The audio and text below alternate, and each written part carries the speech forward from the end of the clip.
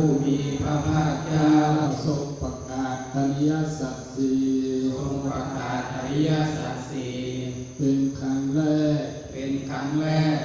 แก่พระภิกษุปัญจวัคคีย์พระภิกษุปัญจวัคคีย์ที่ปาอิสิปัตนะมฤคตานิวานที่ปาอิสิปัตริกทัพกาลวันใกล้กรุงพาราณสี ในกรุงพาราณสี ในวันอาสาฬหปุณมี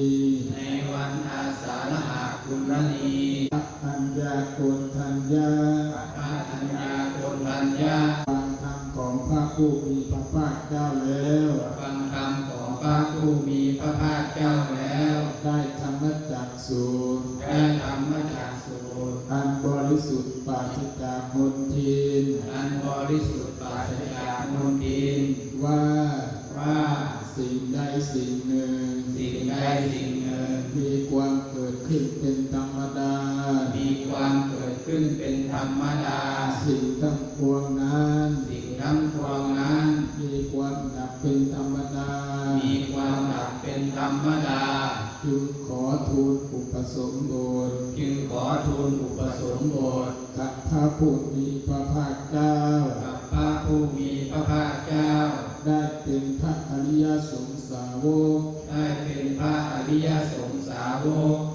เป็นองค์แรกในโลกอันหนึ่งในสมัยนั้นแล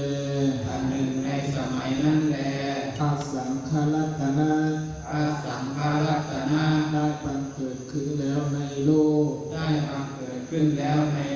พระรัตนตรัยคือพระพุทธรัตนะพระธรรมรัตน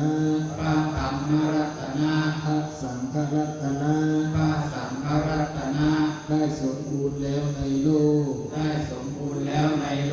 บัดนี้เราทั้งหล